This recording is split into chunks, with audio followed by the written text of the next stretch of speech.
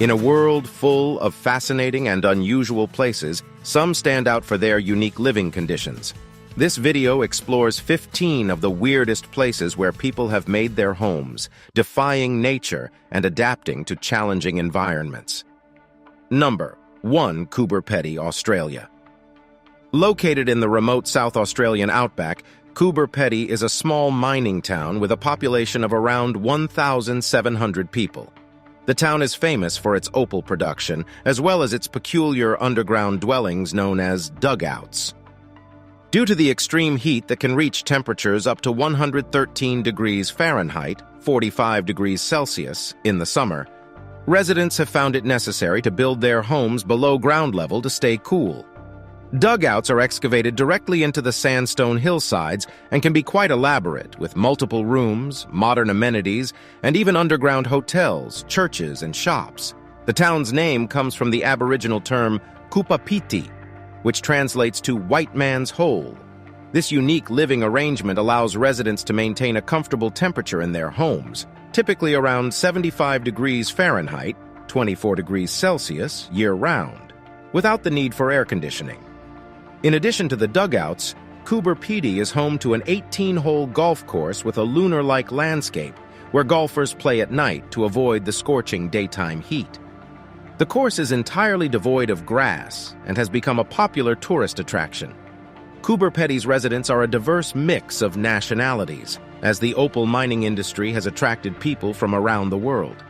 The town has a rich history, dating back to its establishment in 1915 after opal was discovered in the area.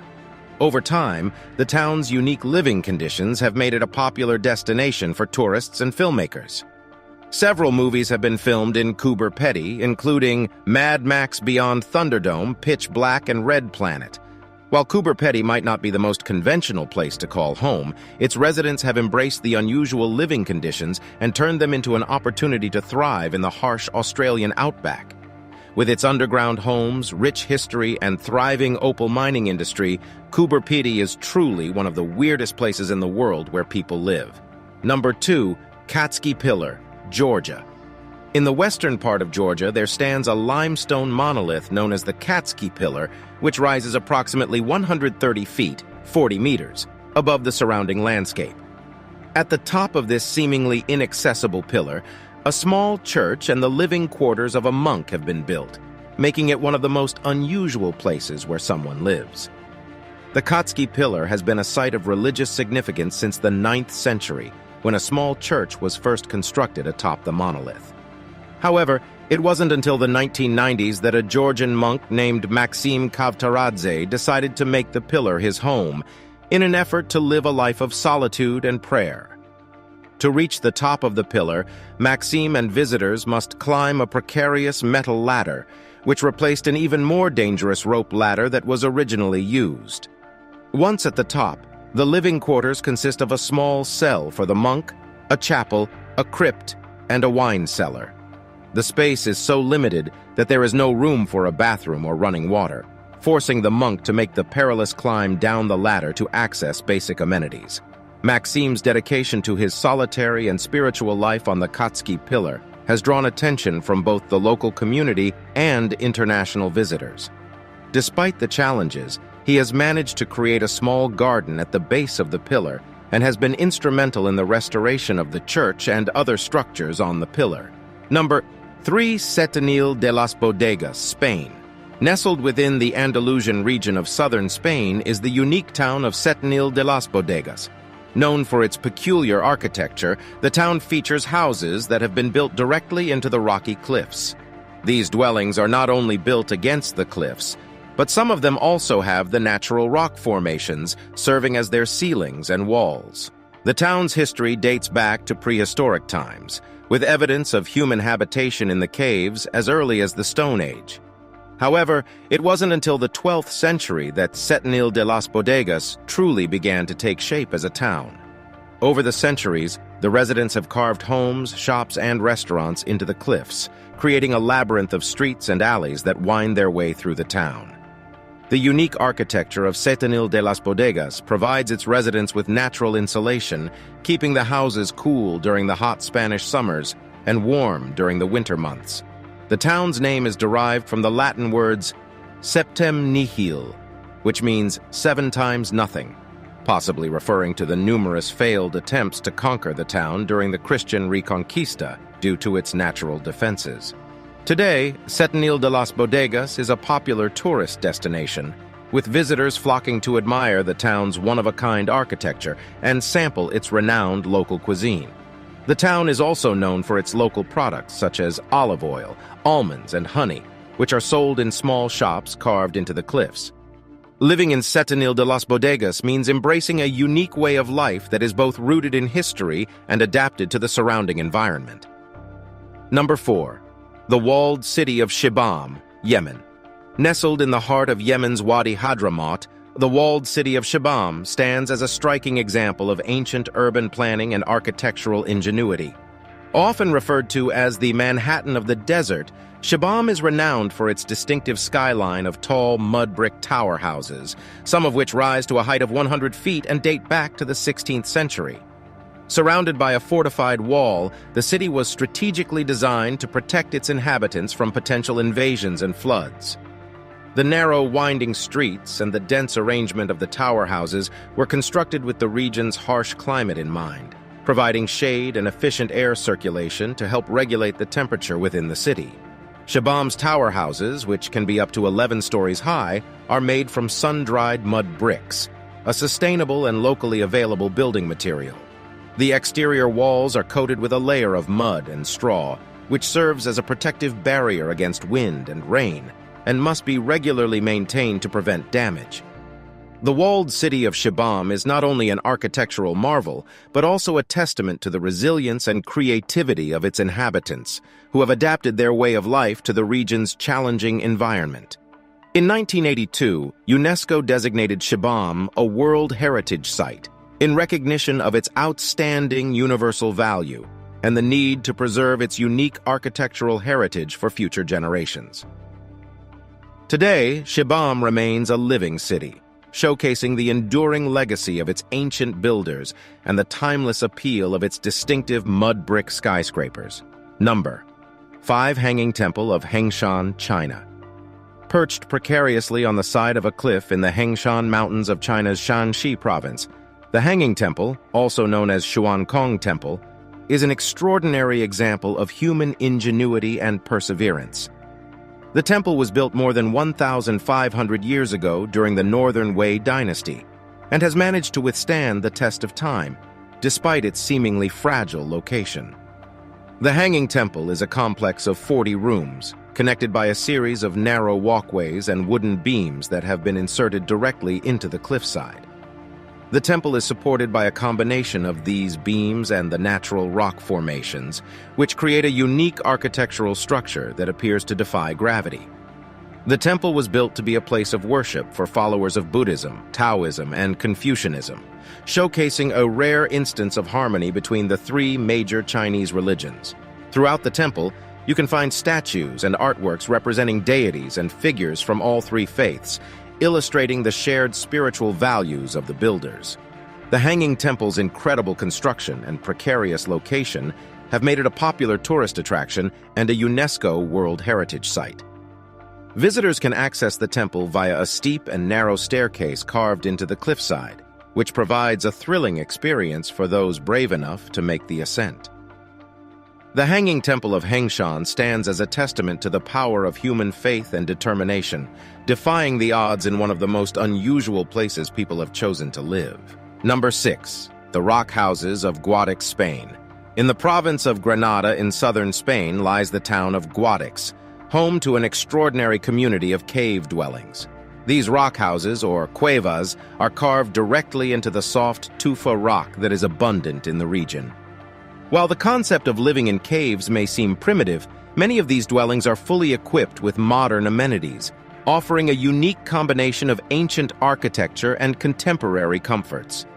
The history of the rock houses in Guadix dates back to the Roman and Visigothic periods, with evidence of cave dwellings in the area from as early as the 8th century. Over the centuries, the inhabitants of Guadix have continued to expand and develop these unique homes, resulting in a thriving community of approximately 2,000 cave dwellers today. The rock houses provide natural insulation, maintaining a consistent temperature of around 65 degrees Fahrenheit, 18 degrees Celsius, throughout the year. This makes them energy efficient and eco-friendly, as the need for heating or air conditioning is minimal. Each cave dwelling is unique, with varying sizes, layouts, and decorative styles. Some even feature elaborate facades and outdoor terraces, offering a blend of traditional and modern architecture. Guadix's cave district, known as Barrio Santiago, has become a popular tourist attraction, with visitors eager to experience life in these unusual homes. Several cave hotels and guest houses are available for travelers looking to spend a night in this extraordinary environment. The town also hosts an annual festival, the Fiesta de las Cuevas, to celebrate the unique culture and history of the rock houses. Number 7. Meteora Monasteries, Greece. Meteora, located in central Greece, is home to a collection of 6 stunning monasteries built atop towering sandstone rock formations. These remarkable structures date back to the 14th century, when monks sought refuge from invading Ottoman forces and chose to build their sanctuaries in these seemingly inaccessible locations. The monasteries were built using a combination of pulley systems and human strength, with materials painstakingly hauled up the steep cliffs. In the early days, the only access to the monasteries was via long wooden ladders or nets that were used to pull people and supplies up the rock faces. Today, modern staircases and pathways have been carved into the rock, making access somewhat easier for visitors and the remaining monks. Living in the Meteora monasteries requires dedication and commitment to a simple spiritual life. The monks and nuns who reside there focus on prayer, contemplation, and maintaining the monasteries. Their living quarters are modest, with basic amenities and small gardens for growing vegetables and herbs. In 1988, the Meteora monasteries were declared a UNESCO World Heritage Site in recognition of their cultural, historical, and architectural significance. Today, they remain a popular tourist destination, with visitors from around the world coming to marvel at the monastery's remarkable architecture and breathtaking views. The Meteora monasteries serve as a powerful reminder of the lengths to which humans will go in pursuit of spiritual solace and the incredible feats of engineering and determination that are possible when faith and devotion are the driving forces. Number 8. The Cliff Village of Bandiagra, Mali. The Bandiagra Escarpment, a vast sandstone cliff in Mali, West Africa, is home to the Dogon people, who have inhabited this region for centuries. Their cliffside dwellings, known as the Cliff Villages of Bandiagra, are a remarkable example of human adaptation to a challenging environment. The villages are built directly into the rock face, blending seamlessly with the natural surroundings and providing protection from both the elements and potential invaders. The Dogon people have developed a complex culture and society centered around their unique living conditions.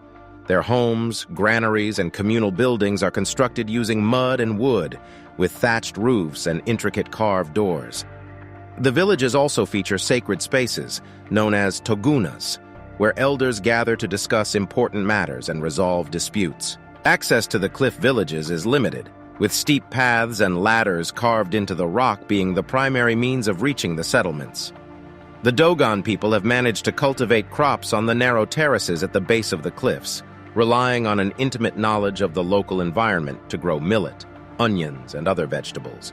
Their agricultural practices and religious beliefs are closely intertwined, with ceremonies and rituals held throughout the year to ensure a successful harvest.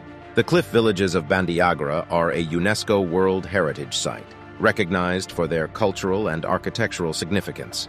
However, the Dogon people's traditional way of life is under threat from the encroachment of modernity and the challenges of climate change. Efforts are being made to preserve the unique heritage of the Dogon and their remarkable cliffside homes. Number 9. Nagashima Island, Japan. Aogashima is a remote volcanic island located in the Philippine Sea, approximately 220 miles, 354 kilometers, south of Tokyo. The island, with its rugged landscape and unique double volcanic structure, is one of the most isolated inhabited places in Japan. The small village on Aogashima, home to around 160 people, is a testament to human resilience and adaptability in the face of a challenging environment. The island's residents live in the crater of the larger volcano, surrounded by steep cliffs and dense vegetation. Their homes are scattered across the village, connected by narrow paths and steep staircases. Life on Aogashima is simple, with residents relying on fishing, farming, and the limited resources available on the island. There is a small school, a post office, and a few shops, but the village remains largely disconnected from the outside world. Access to Aogashima is limited, with only a single helicopter flight and a cargo ship connecting the island to the mainland each week, weather permitting. The island's isolation has helped preserve its natural beauty and unique ecosystem, which includes several endemic species of plants and insects. Despite its isolation and challenging living conditions, Aogashima's residents have managed to create a close-knit, self-sufficient community that embraces the unique beauty of their volcanic island home. For those seeking solitude and an escape from the pressures of modern life, Aogashima offers a rare opportunity to experience life in one of the world's most unusual and remote inhabited locations. Number 10 Palafitos of Castro, Chile. In the Chiloé archipelago off the coast of southern Chile lies the city of Castro, known for its colorful wooden houses built on stilts, called palafitos. These unique dwellings are situated along the shores of the Gamboa River and the Chanchi coastline, and were originally designed to accommodate the region's dramatic tidal fluctuations, allowing residents to access their homes by boat during high tide. Palafitos are typically built using locally sourced timber and are elevated on wooden stilts or pilings, with each house connected to its neighbors via walkways or bridges. The houses are often brightly painted in a variety of colors, creating a vibrant and picturesque landscape along the waterfront. The interiors of the palafitos are cozy and practical, with wood-burning stoves providing warmth during the region's cool, damp winters. The tradition of building palafitos dates back to the 19th century when the Chiloé archipelago was a hub of maritime activity, and the palafitos allowed fishermen to dock their boats directly beneath their homes. While modern transportation and infrastructure have diminished the practical need for these elevated dwellings, they remain an important part of Castro's cultural heritage and a draw for tourists visiting the area. Today, many palafitos have been converted into boutique hotels, guest houses, and restaurants, offering visitors a unique opportunity to experience life in these iconic stilt houses. The palafitos of Castro serve as a symbol of the region's rich history and the resilience of its inhabitants, who have adapted to their coastal environment in innovative and visually striking ways. Number 11 Slab City, USA. In the remote and arid Colorado desert of southeastern California lies Slab City, an off-the-grid community that has earned a reputation as the last free place in America. Originally the site of a World War II Marine training base, the area now known as Slab City is characterized by the concrete slabs that remain from the dismantled military buildings. Slab City has no formal government or infrastructure, and residents, often referred to as slabbers, live in a variety of makeshift homes, including RVs, trailers, tents, and other improvised structures. The community attracts a diverse group of people, including retirees, artists, drifters, and those seeking an alternative lifestyle away from the constraints of modern society. Living in Slab City requires a high degree of self-sufficiency, as there is no access to basic amenities such as running water, electricity, or sewage systems. Residents must rely on solar panels or generators for power, and water must be brought in from nearby towns.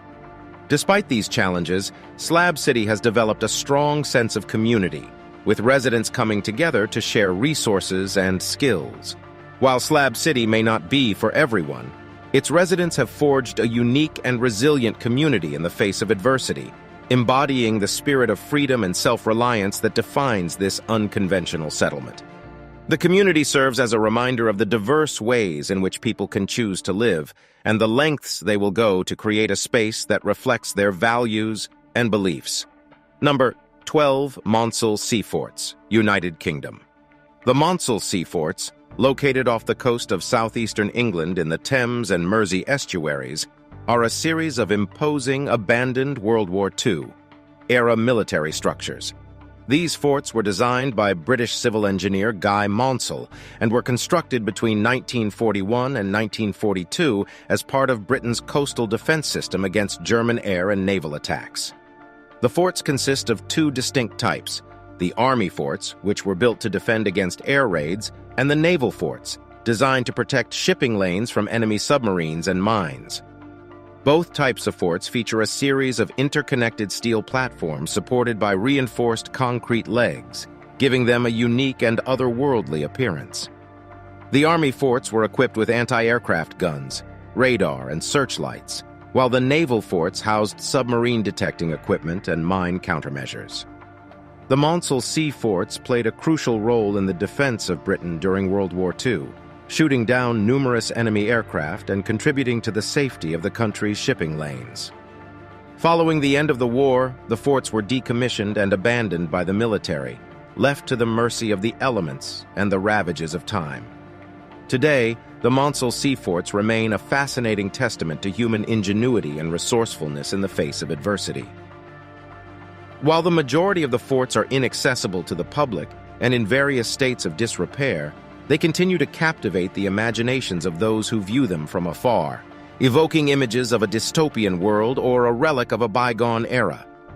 The forts stand as a reminder of the lengths people will go to protect their land and the innovative ways in which abandoned spaces can be repurposed and transformed for new and unexpected uses. Number 13 turf houses in Iceland. Turf houses, or torfbæir, have been a distinctive feature of the Icelandic landscape for over 1,000 years, serving as the primary form of housing for the island's inhabitants until the early 20th century. These unique dwellings, constructed from a combination of turf, stone, and wood, were ingeniously designed to withstand the harsh Icelandic climate and provide a warm and sustainable living environment for their residents. The construction of turf houses involved the use of locally available materials and a clever architectural approach that capitalized on the insulating properties of turf. The walls of the houses were typically built using a combination of stones and turf, with the latter being cut into thick blocks and layered in a herringbone pattern. This method created a strong and well-insulated structure that could endure the island's strong winds and freezing temperatures. The roofs of the turf houses were made from wooden beams covered with layers of turf, providing additional insulation and protection from the elements.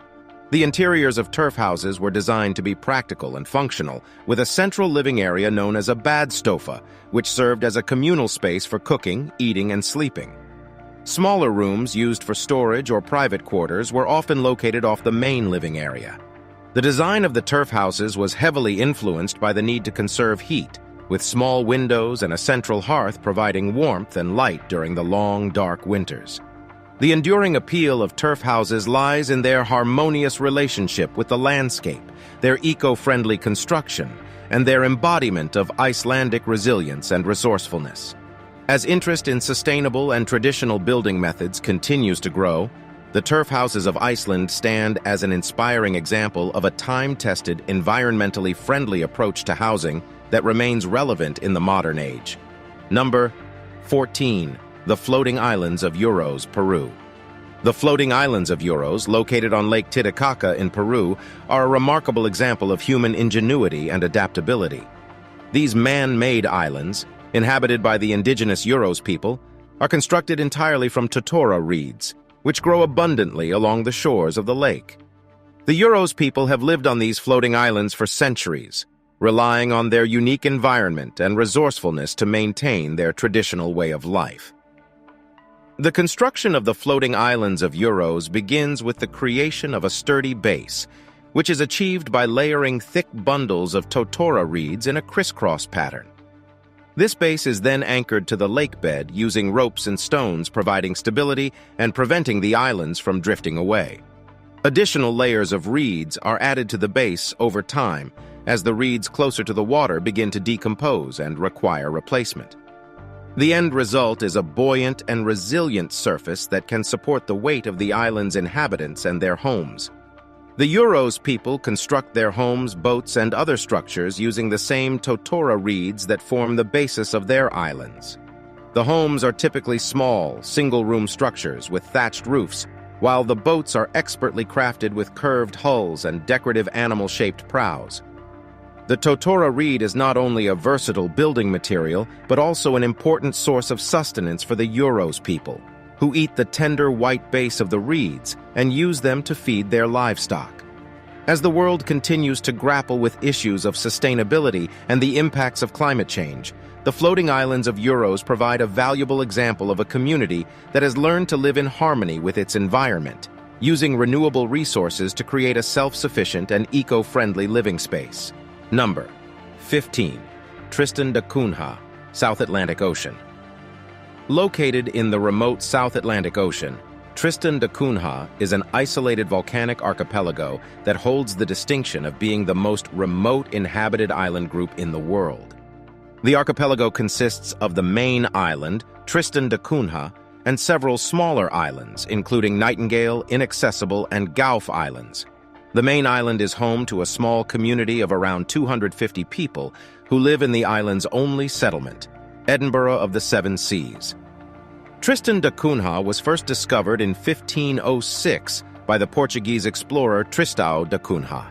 But it was not permanently settled until the 19th century, when British colonists, along with American and Dutch settlers, established a small community on the island. Over the years, the island's population has grown, maintaining a close-knit and self-sufficient society that relies heavily on subsistence farming, fishing, and the limited resources available on the island. Tristan da Cunha serves as a powerful reminder of the human capacity for adaptation and endurance, demonstrating that even in the most isolated and inhospitable environments, people can carve out a sustainable existence and forge a strong sense of identity and community. The island's isolation has also helped to preserve its unique ecosystem and wildlife, making it a fascinating destination for researchers and adventurers seeking to explore one of the world's last untouched frontiers.